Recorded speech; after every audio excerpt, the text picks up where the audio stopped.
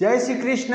राधे राधे दोस्तों, मैं पुष्कर जोशी आप सभी का स्वागत करता हूं टमू अकेडमी पर। हम पढ़ रहे हैं राजस्थान कला एवं संस्कृति में राजस्थान के लोक देवताओं में आज हम रूपनाथ जी, जिन्हें बालकनाथ जी के नाम से जाना जाता है, जिन्हें जरड़ा जी कहा जाता है, उनके बारे में आज हम पढ़ने वाले हैं।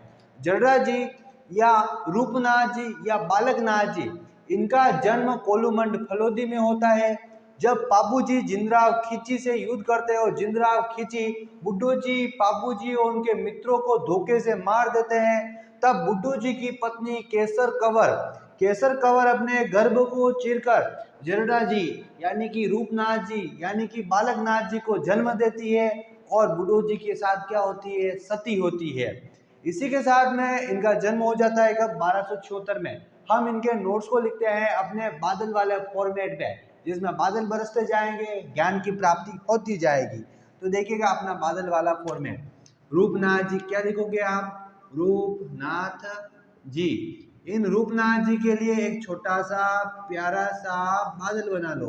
ये बादल बनाया तो इन रूपनाथ जी को हम बोलते हैं, देखिएगा इन रूपनाथ जी को क्या क्या बोलते हैं वो लिखते हैं। इनको बोलते हैं बालकनाथ जी। कौन से नाथ जी, बालकनाथ जी। इनको बालकनाथ जी कहते हैं, इनको बालकनाथ जी कहते हैं। तो साथ में इनको क्या कहते हैं, जरड़ा जी भी कहते हैं। क्या कहते हैं, जरड़ा जी। अभी जरड़ा जी हैं, बालकनाथ जी हैं और रूपनाथ जी का लिखा हमने अंदर की ओर। रूपनाथ जी लिखने के बाद देखिए इनका जन्म करवाते हैं। क्या करवाते हैं, इनका जन्म हो रहा है 1276 में। कब हो रहा है, 1276 में।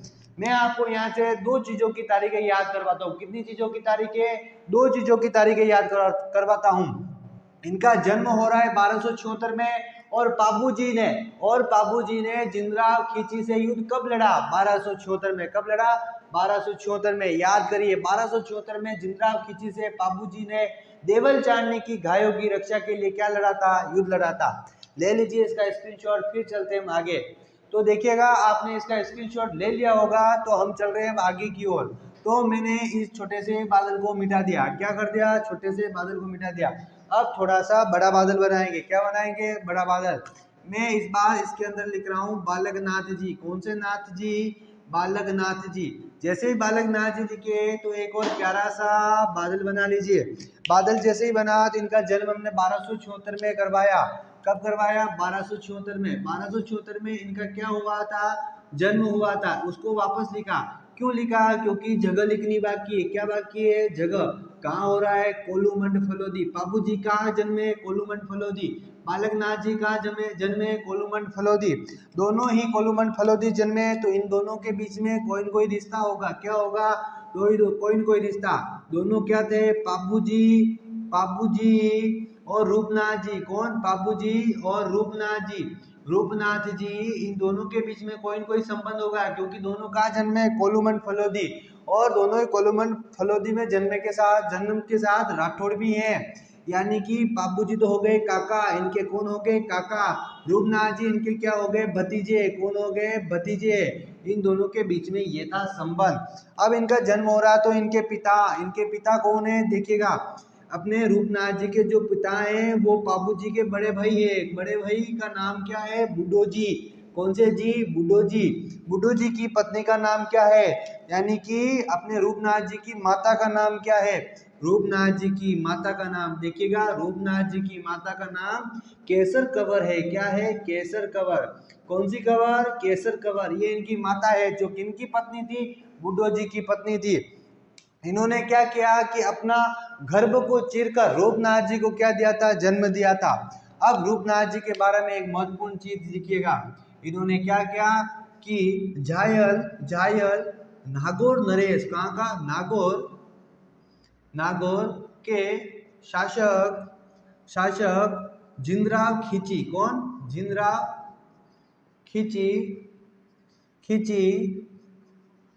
खींची को मारकर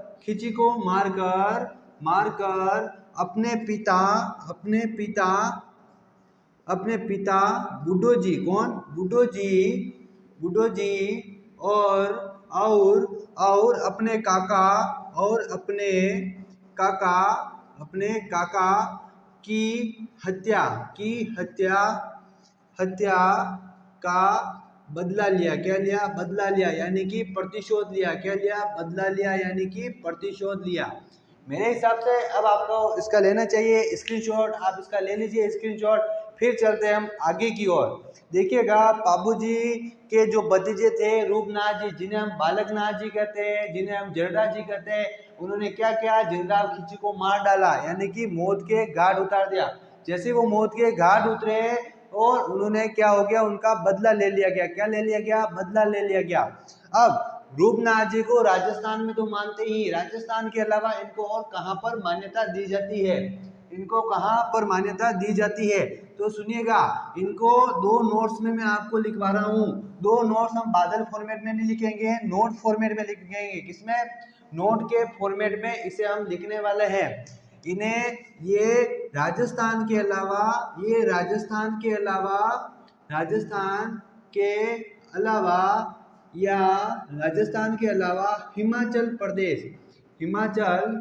हिमाचल प्रदेश के प्रमुख लोक देवता हैं। के प्रमुख लोक देवता है। क्या है? प्रमुख लोक देवता हैं। प्रमुख लोक देवता है। अब इन्हें हिमाचल प्रदेश में ये प्रमुख लोक देवता है, तो हिमाचल प्रदेश में इन्हें किस नाम से पूजा जाता है? तो इनको हिमाचल प्रदेश में क्या कहते हैं? हिमाचल प्रदेश में इन्हें बालकनाथ नाम से जाना जाता है। इन्हें बालकनाथ, यानी कि इनकी जो वीरता की कहानी है, इनके तेज की जो बातें हैं, इनके ज्ञान की जो बातें हैं, बचपन काल में आ गई। ये छोटे थे, बालक थे, तभी इनके अंदर इतनी सारी चीजें और अच्छी बातें थी। तो इन्हें हिमाचल प्रदेश में क्या कहा गया? बालकनाथ के नाम से पूजा जाता है। क्या किया जाता है? पूजा जाता है। किन्हें? अपने रूपनाथ जी को, अपने जरडा जी को, अपने बालकनाथ जी को।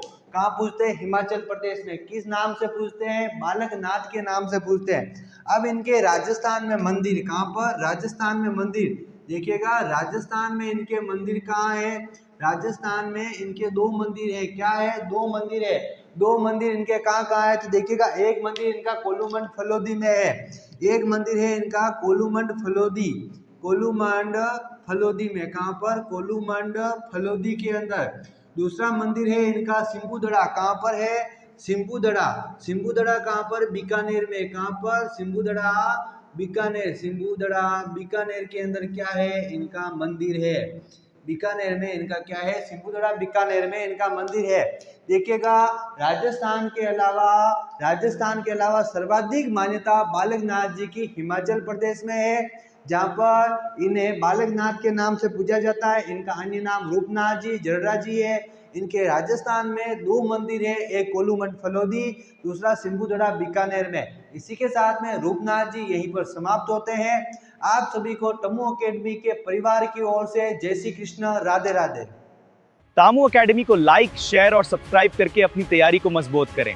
अभी सब्सक्राइब करें और अपनी सफलता की दिशा में पहला कदम उठाएं।